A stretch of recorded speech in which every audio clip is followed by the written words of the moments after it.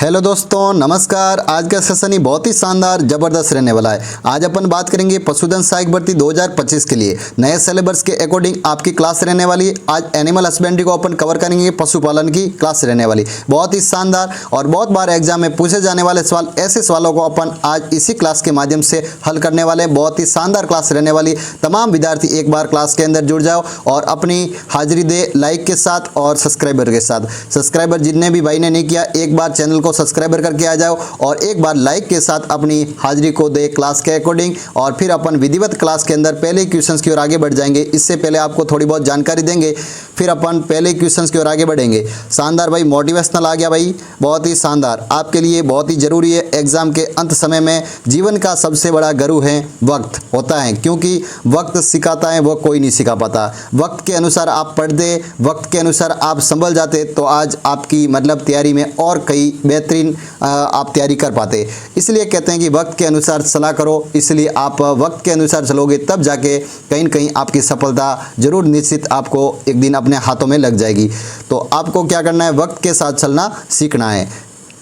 आगे और क्या जानकारी दे रखी है, राजस्थान कर्मचारी चयन बोर्ड जयपुर द्वारा आयोजित जो आपका LSA एग्जाम करवाया जा रहा है, उसके निर्धारित के अकॉर्डिंग बहुत ही शानदार और जो एग्ज़ाम से रिलेटेड क्वेश्चंस और पशुधन सहायक भर्ती के लिए लाइव स्टॉक असिस्टेंट के लिए हमने एक ई बुक को निर्माण किया। बहुत ही शानदार ई बुक है जो one liner questions with answer रहने वाला है। इसमें क्या रहने वाला है, 1800 से भी ज़्यादा क्वेश्चंस रहने वाले हैं। और कितने रुपए में, सिर्फ 49 रुपये में, मात्र 49 रुपये में आपको परचेज करनी है और व्हाट्सअप के जरिए आपको मिल जाएगी। और बहुत ही शानदार ई बुक है। आप परचेज करने के लिए इस नंबर पर मैसेज कर लेना, आपको ई बुक परचेज करवा दी जाएगी। ठीक है, ये नंबर नोट कर लो, कॉपी के अंदर ऐड कर लो या स्क्रीनशॉट खींच लो। इसी नंबर पर आपको मैसेज करना होगा, तब जाके आपको ई बुक परचेज करवा पाएंगे।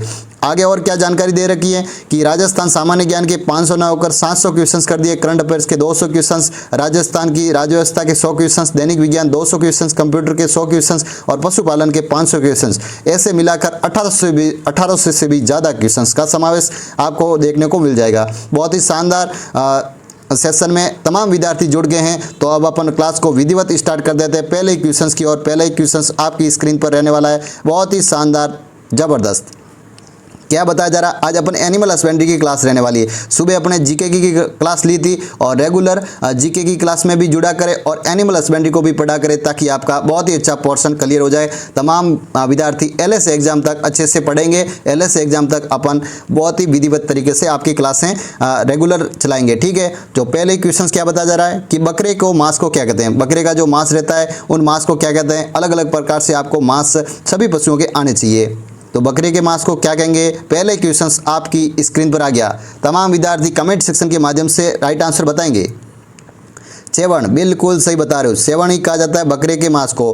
पोर्क किसे कहा जाता है, सुअर के मांस को। चिकन किसे कहा जाता है, मुर्गी के मांस को। बीफ किसे कहा जाता है, गाय के मांस को। सभी आपको मांस आने चाहिए अलग अलग तरीके से। अगले क्वेश्चन की ओर आगे बढ़ जाएंगे। अगला क्वेश्चन ही बहुत ही शानदार। टैटोइंग नहीं है, ये एक टेबोइंग, ये अलग मतलब ये टाइपिंग थोड़ी बहुत मिस्टेक हुई है, इसे टैटोइंग पढ़ेंगे। मतलब एक प्रकार का क्या है ये, टैटोइंग एक प्रकार की विधि है जो किसके लिए अपन काम में लेते हैं, ध्यान में रखेंगे। इसी प्रकार से अब इसका राइट आंसर बता सकते हो आप। एक प्रकार को पशुओं को पहचानने का एक तरीका है। मतलब भेड़ रहती है तो भेड़ के अंदर कलर लगा दिया, मतलब उसके अंदर थोड़ी बहुत कलर से उनको रंगीन कर लिया, तो उस के कारण वो पशुओं को, भेड़ रहते हैं उन पशु को पहचानने में बहुत ही मतलब सुविधाजनक जो लोग रहते हैं, जो भेड़ को चराने वाले सरागा रहते हैं, उनको पहचानने के लिए बहुत ही मतलब अच्छी सुविधाएं मिलती है। नहीं तो क्या है कि वो भेड़ कहीं गुम जाती है, जिसके कारण ये विधि अपनाई जाती है पशुओं को पहचानने के लिए। तो ध्यान में रखेंगे। अच्छा क्वेश्चन था। अब अपन अगले क्वेश्चन की ओर आगे बढ़ जाएंगे। अगला क्वेश्चन क्या कह रहा है, ये भी बहुत ही शानदार क्वेश्चन है कि दोहरी उद्देश्य वाली गाय कौन सी है। मतलब दोहरे उद्देश्य के लिए पाली जाती है, ऐसी कौन सी गाय की नस्ल है। द्विप्रयोजनी नस्ल भी कहा जाता है। द्विप्रयोजनी नस्ल अलग अलग प्रकार की, 3 प्रकार के रहते हैं। द्विप्रयोजनी रहती है, भारवाहक रहती है, दुधारू रहती है। अलग अलग गाय की नस्लें रहती है, जिसमें आपको दुधारू गाय न बताकर द्विप्रयोजनी नस्ल के बारे में बताना है। दुधारू अलग है, भारवाहक अलग है, तीनों अलग अलग प्रकार से गायों की नस्लें रहती है। तो इसका राइट आंसर बता सकते हैं आप। बिल्कुल सिंपल क्वेश्चन है, शानदार क्वेश्चन है। इसका राइट आंसर क्या हो जाएगा, थारपारकर होगा ना। बिल्कुल थारपारकर इसका राइट आंसर हो जाएगा कि ये द्विप्रयोजनी नस्ल है। नागौरी क्या है? एक भारवाहक नस्ल है।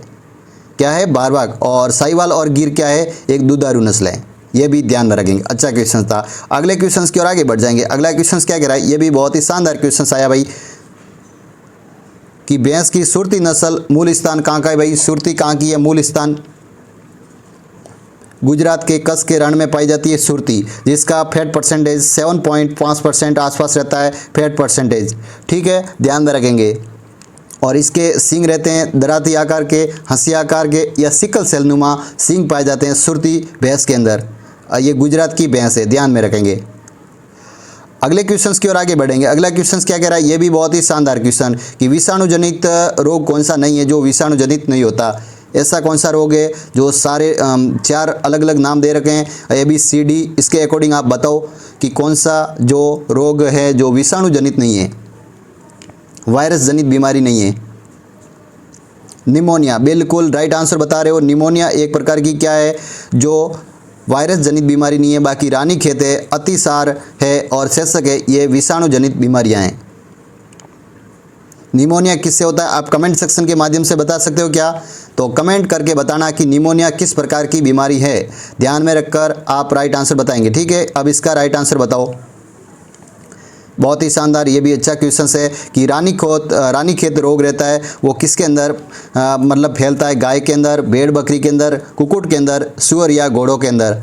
तो रानीखेत रोग तो मुख्यतः कुक्कुट के अंदर फैलता है, मतलब मुर्गियों के अंदर फैलने वाली प्रमुख बीमारी मानी जाती है। ध्यान में रखेंगे। अच्छा क्वेश्चन था। अगले क्वेश्चन की ओर आगे बढ़ जाएंगे। अगला क्वेश्चन सी बहुत ही शानदार ज़बरदस्त क्वेश्चन आया आपके बीच। कर्मीहर दवाइयों के रूप में निम्न में से कौन सा प्रयोग में ली जाती? कर्मीहर दवाइयों के रूप में जो प्रयोग में नहीं ली जाती इसका नाम बताना। कौन सी नहीं ली जाती? बाकी तीनों ली जाती, उसके अकॉर्डिंग आपकी कौन सी दवाई है जो उसके कर्मीहर दवाइयों के रूप में उपयोग में नहीं लेते हैं? बाकी तीनों लेते हैं। ठीक है, कौन सी दवाई है? इन 4 ऑप्शन में से आपको देखकर बताना है कौन सी नहीं लेते हैं, ये एक अलग से बता देना। बाकी तीनों लेते हैं। तो 7वें का राइट आंसर हो जाएगा लाल दवा को अपन कर्मीहर दवाइयों के रूप में उपयोग में नहीं लिया जाता। बाकी इसको भी लिया जाता है, थाइबेंडाजोल को लिया जाता है, फेंडाबेंडोजोल को भी लिया जाता है, तीनों को ही लिया जाता है। ठीक है, एक लाल दवा को नहीं लिया जाता, ये ध्यान में रखेंगे। अच्छा क्वेश्चन है। आज थोड़ा बहुत गले में थोड़ी बहुत प्रॉब्लम है, कोई दिक्कत नहीं होगी किसी को। क्लास को पूरी विधिवत अच्छे तरीके से पढ़ाएंगे, आपको रेगुलर पढ़ाएंगे। ठीक है, कोई किसी को परेशानी हो तो कमेंट सेक्शन के माध्यम से बता देना। बाकी आपको क्लास में किसी भी प्रकार से कंटेंट में कोई कमी नहीं रखी जाएगी। ठीक है, आपको अच्छे से पढ़ाया जाएगा। तो सवाई साल व तेज़ दौड़ने वाले बैल कौन से रहते हैं जो सवाई साल के लिए जाने जाते हैं और बहुत ही फुर्तीले तेज़ दौड़ते हैं? ऐसे बैल कौन से होते हैं? तो कांकरेज नस्ल के बैल रहते हैं जो सवाई साल के लिए, गाय भी प्रसिद्ध रहती है और उनके बैल भी रहते हैं, वो भी सवाई साल व तेज़ दौड़ने के लिए फुर्तीले माने जाते हैं। ये ध्यान में रखेंगे। कांकरेज गाय मुख्यतः जालोर सांसोर के आसपास पाई जाती है। अगले क्वेश्चन की ओर आगे बढ़ेंगे। अगला क्वेश्चन क्या कह रहा है? मादा पशुओं में गर्भ धारण का उत्तम समय क्या रहता है? 90 का राइट आंसर बताना है आपको। 12 से 18 घंटे, 12 से 18 घंटे समय रहता है। मादा पशुओं में गर्भ धारण का उत्तम समय 12 से 18 घंटे रहता है। अगले क्वेश्चन की ओर आगे बढ़ेंगे। अगला क्वेश्चन क्या कह रहा है? ये भी शानदार क्वेश्चन है कि सर्वप्रथम नवजात बछड़ों को पिलाना चाहिए। क्या पिलाना चाहिए? खीस पिलाना चाहिए, दूध पिलाना चाहिए, पानी पिलाना चाहिए या ग्लूकोज पिलाना चाहिए? बिल्कुल सर्वप्रथम तो क्या पिलाएंगे? खीस पिलाएंगे, क्योंकि प्रतिरोधक क्षमता उसके अंदर सशक्त रूप से वो चलना सीख जाए, सशक्त रूप से उसके अंदर हड्डियों का निर्माण हो और सर्वप्रथम वो खीस के माध्यम से ही बछड़े की शुरुआत होती है। खीस उसको सर्वप्रथम पिलाया जाता है। ठीक है, ध्यान में रखेंगे। अगला क्वेश्चन क्या कह रहा है? ये भी शानदार क्वेश्चन है। गाय, भेड़, बकरी में कर्तनक दांत कौन से रहते हैं? कर्तनक दांत रहते हैं गाय, भेड़, बकरी के अंदर। जो कर्तनक दांत रहते हैं वो किस प्रकार के दांत रहते हैं? क्या ऊपरी जबड़े के दांत, निचले जबड़े के दांत, दोनों या दोनों में से कौन सा भी नहीं? राइट आंसर बता सकते हो। निचले जबड़े के दांत। निचले जबड़े के जो दांत रहते हैं वो गाय, भेड़, बकरी के अंदर कर्तनक दांत माने जाते हैं। ध्यान में रखेंगे तमाम बच्चे। राइट आंसर बताना है, कोई गलत नहीं बताएगा, ठीक है। और रेगुलर जुड़ा करें और बहुत ही शानदार अच्छे प्रकार से क्लास लेंगे आपकी। और चैनल को जिन भाई ने भी सब्सक्राइबर नहीं किया, एक बार चैनल को सब्सक्राइबर जरूर करें और अपने साथियों तक भी शेयर जरूर करें। आपको क्लास में प्रत्येक दिन अच्छे से अच्छे पढ़ाया जाएगा और रेगुलर पढ़ाया जाएगा। आपको टेलीग्राम पर भी बहुत अच्छी सुविधाएं दी जा रही है। टेलीग्राम पर भी नोट्स, खूब सारे अच्छे से नोट्स दिए जा रहे हैं। जिन्होंने भी भाई टेलीग्राम ज्वाइन नहीं किया है तो आज ही उड़ान एग्रीकल्चर क्लासेज के नाम से आपको डिस्क्रिप्शन में लिंक मिल जाएगा। इसी के माध्यम से आप टेलीग्राम पर जुड़ जाना तमाम विद्यार्थी, और टेलीग्राम से जुड़ो ताकि वहां जाकर भी आप अच्छे से पढ़ पाओ, जीके को अच्छे से कवर कर पाओ, साइंस को अच्छे से कवर कर पाओ, और भी मतलब सब्जेक्ट के अपन नोट्स डालते हैं। तो इसी प्रकार आपका अच्छे से रिवीजन हो पाएगा, क्योंकि वहां पर खूब सारा कंटेंट भर भर कर डालते हैं, ठीक है। तो आपको टेलीग्राम ज्वाइन तमाम विद्यार्थियों को कर लेना है, ठीक है। अब 12वें का राइट आंसर बताएंगे। गाय के दूध में वसा का कितना प्रतिशत रहता है भाई, फैट परसेंटेज कितना रहता है गाय में? सामान्य तो पूछा है एक प्रकार से, तो कितना रहेगा? 4 से 5% के समथिंग गाय के अंदर फैट परसेंटेज पाया जाता है, वसा की मात्रा पाई जाती है। अगला क्वेश्चन क्या कह रहा है, ये भी बहुत ही बेहतरीन अच्छा क्वेश्चन, शानदार क्वेश्चन, कि मेरिनो नस्ल भेड़ की मतलब किस देश में पाई जाती है? मेरिनो नस्ल क्या अमेरिका, स्पेन, न्यूजीलैंड या इंग्लैंड? स्पेन की है भाई। मेरिनो कहाँ की है? स्पेन की है। और सबसे ज़्यादा ऊन उत्पादन करने वाली भैंस की नस्ल, जो साल में 5 से 9 केजी ऊन प्राप्त कर लेती है, मतलब उनके शरीर पर ऊन निकलती है उनसे, भेड़ों से। तो ये ध्यान रखना है, 5 से 9 केजी, ठीक है, प्रति वर्ष के अंदर, ध्यान में रखेंगे। अगला क्वेश्चन क्या कह रहा है, ये भी शानदार क्वेश्चन रहने वाला है। ट्रोकार कैनुला नामक संबंधित किससे हैं भाई? ट्रोकार कैनुला यंत्र है इस प्रकार का, जो किस के लिए अपन काम में लेते हैं? जहरबाद के लिए, गलगोटू के लिए, जॉनसन बीमारी के लिए या आफरा के लिए? बिल्कुल आफरा के लिए लेते हैं। ट्रिपेनोसोमा इवेंसाई मतलब अरे वो तो मतलब रोग रहता है भाई, अलग है। लेकिन इसके अंदर जो ट्रोकाल कैनुला रहता है वो एक प्रकार का ऐसा यंत्र है जो आफरा हो जाता है पशुओं के अंदर हरा सारा खाने के कारण, जिसके कारण क्या रहता है, उनकी गैस को पेट से बाहर निकाला जाता है। तो उसके लिए प्रयोग में लिया जाता है ट्रोकाल कैनुला को, ठीक है, ध्यान में रखेंगे। अच्छा क्वेश्चन से, हरा सारा खाती है पशु, तब जाके वहाँ आफरे की संभावना ज़्यादा रह जाती है। आफरा एक प्रकार की कैसी बीमारी है? आहार जनित है। अभी आपको बताया है कि आहार अधिक मतलब उनको चारा को अपने पेट के अंदर खा लेती है और फिर उस कारण उसका पेट फूल जाता है, जिसके कारण हो जाता है ये बीमारी, ठीक है। अगला क्वेश्चन क्या कह रहा है, ये भी शानदार क्वेश्चन है। कुक्कुट में पॉक्स जनित बीमारी किसकी है भाई? पॉक्स किस प्रकार की बीमारी है? फुफुद है, विषाणु है, जीवाणु है, प्रोटोजोआ है? किस प्रकार की बीमारी है? पॉक्स एक प्रकार की विषाणु जनित बीमारी, बिल्कुल विषाणु जनित बीमारी, इसका राइट आंसर हो जाएगा। अच्छा क्वेश्चन है। अगले क्वेश्चन की ओर आगे बढ़ेंगे। अगला क्वेश्चन बहुत ही शानदार प्यारा सा क्वेश्चन, खूब बार एग्जाम में आ चुका, कि भैंस में सींग जो छोटे जलेबी आकार के मुड़े नुमा ऐसे सींग रहते हैं, ऐसे, ठीक है, इस प्रकार के सींग। तो इस प्रकार के सींग भैंस की किस नस्ल में पाए जाते हैं? क्या सुरती, जाफराबादी, मुर्रा, नीली रावी?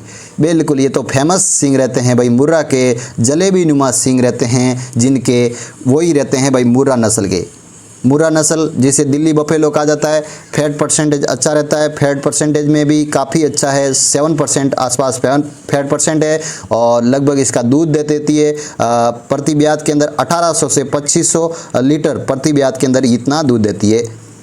ये रहा दूध, ठीक है, ये रहता है भाई मुर्रा के अंदर दूध का फैट टोटल एक ब्यात के अंदर।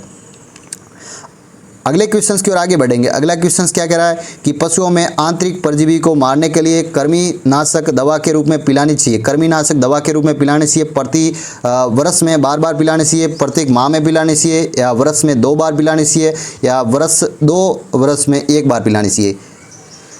18वें का राइट आंसर बताएंगे आप। कब पिलानी चाहिए? वर्ष में 2 बार पिलानी चाहिए। आंतरिक परजीवी को कृमिनाशक दवा के रूप में पिलानी चाहिए, वर्ष में 2 बार पिलानी चाहिए। इसका सी राइट आंसर हो जाएगा, वर्ष में 2 बार, ठीक है, सी इसका राइट आंसर हो जाएगा। अच्छा क्वेश्चन है। अगले क्वेश्चन की ओर आगे बढ़ेंगे। अगला क्वेश्चन क्या कह रहा है, कि दूध दोहन की सर्वोत्तम विधि मानी जाती है। दूध दोहन की सर्वोत्तम विधि कौन सी मानी जाती है? राइट आंसर बताओ, तमाम बच्चे राइट आंसर बताओ। 19वें का राइट आंसर फर्स्ट ही होगा, क्योंकि पूर्ण हस्त दोहन विधि जो मतलब पूर्ण हस्त मतलब जिसके अंदर गांठें भी नहीं पड़ जाए, क्योंकि गांठें पड़ जाने के कारण थैलेना रोग भी बीमारी रहती है, तो ये भी न हो और पशु आराम से मतलब सुविधाजनक मतलब पशुओं को दर्द भी न हो और थनों को, और वो आराम से दूध को निकाला जा सके, इसलिए पूर्ण हस्त विधि दोहन के लिए अपन उपयोग में लेना चाहिए। अच्छा क्वेश्चन था। अगला क्वेश्चन क्या कह रहा है, ये भी बहुत ही बेहतरीन अच्छा क्वेश्चन कि भेड़ में मध्य चक्कर की अवधि होती है भाई। मध्य चक्कर की अवधि भेड़ में कितने दिन की रहती है? मध्य चक्कर की आपको अलग अलग भेड़ पशुओं के बारे में अलग अलग आनी चाहिए कि मध्य चक्कर की अवधि कितने दिनों तक रहती है। पहले तो भेड़ का आंसर राइट बताओ। बिल्कुल इसका सर जी हो जाएगा 16.5 दिन, मतलब 16 से 17 दिन के मध्य मध्य चक्कर की अवधि रहती है भेड़ के अंदर। ध्यान में रखेंगे। बकरी में 20 दिन और गाय के अंदर 21 दिन और भैंस के अंदर भी 21 दिन, इसी प्रकार से ऊँटनी के अंदर 23 दिन। आपको अलग अलग प्रकार से ध्यान में रखना है, ठीक है। अगले क्वेश्चंस की ओर आगे बढ़ेंगे। अगला क्वेश्चंस क्या कह रहा है, ये भी शानदार क्वेश्चंस है भाई, ये भी शानदार क्वेश्चंस है कि साइलेज में किण्वन द्वारा मुख्यतः उत्पन्न होता है भाई। साइलेज में किण्वन द्वारा मुख्यतः कौन सा अमल होता है जो साइलेज में होता है किण्वन की प्रक्रिया के समय? क्या लैक्टिक अमल, यूरिक अमल, लिनोलिक अमल या ओलिक अमल? कौन सा अमल रहता है भाई? राइट आंसर बताओ, तमाम बच्चे राइट आंसर बताओ, कोई गलत नहीं बताएगा। लैक्टिक अमल, बिल्कुल सही बता रहे हो। लैक्टिक अमल रहता है भाई साइलेज में। साइलेज खाने में भी पशुओं के लिए बहुत ही स्वादिष्ट और अच्छी मानी जाती है, इसलिए साइलेज को काफ़ी लोग जो मतलब साइलेज को उपयोग करके पशुओं को खिलाने में काम में लेते हैं।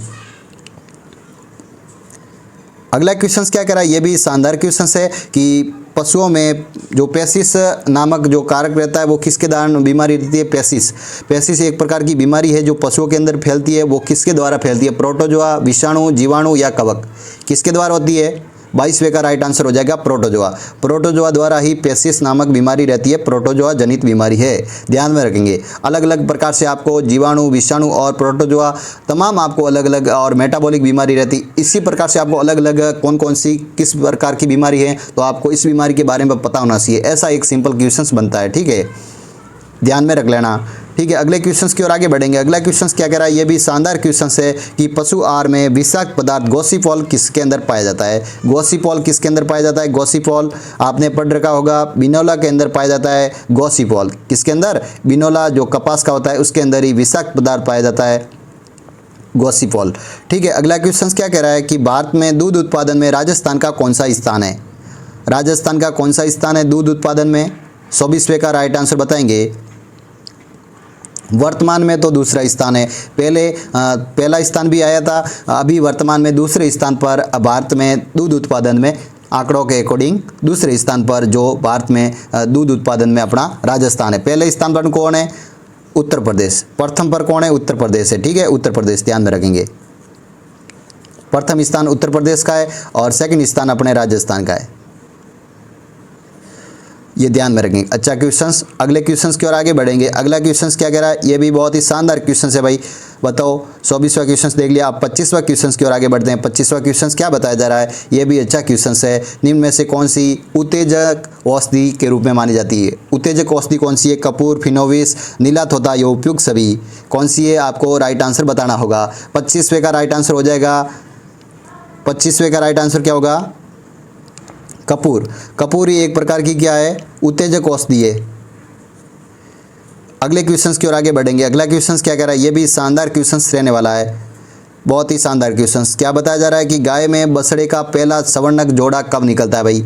गाय में बछड़े का पहला सवर्णक जोड़ा कब निकलता है? 6 मंथ का हो जाता है, उस समय पहला ही बछड़े का पहला अगर मतलब सवर्णक जोड़ा रहता है वो सर्वप्रथम निकलता है, ठीक है। 6 माह की अवधि में, 6 माह की अवधि में निकलता है। अगले क्वेश्चंस की ओर आगे बढ़ेंगे। अगला क्वेश्चंस क्या कह रहा है कि दुग्ध में प्रमुख शर्करा लैक्टोज रहती है, वो किससे बनी रहती है भाई? लैक्टोज शर्करा किससे बनी रहती है? ग्लूकोज प्लस गैलेक्टोज से बनी रहती है। लैक्टोज शर्करा ग्लूकोज प्लस गैलेक्टोज से बनी रहती है, ध्यान में रखेंगे। अच्छा क्वेश्चंस। अगले क्वेश्चंस की ओर आगे बढ़ेंगे। अगला क्वेश्चंस क्या कह रहा है, ये भी शानदार क्वेश्चंस रहने वाला है कि किसके दूध में विटामिन सी सर्वाधिक मात्रा में पाया जाता है? विटामिन सी की मात्रा सबसे ज़्यादा पाई जाती है, किस में पाई जाती है? बकरी के अंदर। बिल्कुल बकरी के अंदर ही पाई जाती है, विटामिन सी की अच्छी मात्रा पाई जाती है। अच्छा क्वेश्चन है। अगला क्वेश्चन क्या कह रहा है, ये भी शानदार क्वेश्चन आया भाई, बहुत ही शानदार क्वेश्चन आ गया कि दुग्ध में क्वथनांक बिंदु कितना रहता है। दूध का क्वथनांक बिंदु रहता है वो कितना डिग्री सेल्सियस में रहता है। राइट आंसर बताना है आपको। 29वें का राइट आंसर हो जाएगा 100.15 डिग्री सेल्सियस में रहता है दूध का क्वथनांक। ठीक है, ध्यान में रखेंगे। अच्छा क्वेश्चन, ये फ़ारेनहाइट में होगा, बिल्कुल ये फ़ारेनहाइट में हो जाएगा, फ़ारेनहाइट में ही होगा क्योंकि ये सारे फ़ारेनहाइट में दे रखे हैं, सेल्सियस या टाइपिक मिस्टेक हुई है। ठीक है, कोई नहीं, फ़ारेनहाइट में बता देंगे। अगले क्वेश्चन की ओर आगे बढ़ेंगे। अगला क्वेश्चन क्या कह रहा है, ये भी शानदार क्वेश्चन कि सामान्यतः दूध का पीएच कितना होता है भाई। सामान्यतः दूध का पीएच कितना होता है। 7 से कम रहता है, मतलब 7 से कम आसपास रहता है दूध का पीएच, सामान्यतः दूध का पीएच रहता है। ध्यान में रखेंगे। अच्छा क्वेश्चन, बहुत ही शानदार क्वेश्चन। 7 से कम मतलब आपको एग्जैक्ट बता दे तो लगभग 6.4 से 6.6 के आसपास दूध का पीएच रह जाता है। मतलब 7 से कम ही हुआ ना, हल्का अम्लीय हो जाएगा। ठीक है, दूध का पीएच रहता है। तो आज की क्लास अपन यहीं समाप्त करेंगे। क्लास ने जिन्होंने भी भाई सब्सक्राइबर नहीं किया, एक बार चैनल को सब्सक्राइबर कर दो, लाइक कर दो और अपने साथियों के साथ शेयर कर दो। ये 3 काम आप कर लो। और जिनको भी ई बुक परचेज करना है, मतलब ई बुक को जिनको परचेज करना है, ठीक है, ई बुक को जिनको परचेज करना है वो तमाम विद्यार्थी एक बार इस नंबर पर मैसेज करना। किस नंबर पर, इसी नंबर पर मैसेज करना। आपको ई बुक परचेज करवा दी जाएगी। ठीक है, इसी नंबर पर आप मैसेज कर लेना, आपको ई बुक भेज दी जाएगी। और एक बार जिनको भी डेमो के लिए भी कहना है कि भाई कि सर जी एक बार डेमो भेजो, हमारे को अच्छी लगेगी तो हम खरीदेंगे, तो इसी प्रकार से आपको डेमो भी ज़रूर भेज देंगे, कोई दिक्कत नहीं है। तो उसी के माध्यम से भी आप परचेज कर सकते हो। बाकी ई बुक में 1 भी % मतलब ऐसा कुछ नहीं है कि भाई ई बुक के अंदर भाई कि पुरानी ई बुक है क्या, पुराने प्रश्न रहेंगे, ऐसा नहीं है। बहुत ही नवीनतम पाठ्यक्रम के अनुसार और LSA के लिए तो बहुत फायदेमंद ई बुक बनी है। अभी तक लगभग 300 से भी ज़्यादा बच्चों ने ई बुक को परचेज कर चुके हैं। तो आप भी देरी न करें, आज ही ई बुक को परचेज करें। ठीक है, थैंक यू सभी विद्यार्थियों को, क्लास में जुड़ने वाले तमाम विद्यार्थियों के लिए शुक्रिया। आज की क्लास अपन यहीं समाप्त करेंगे।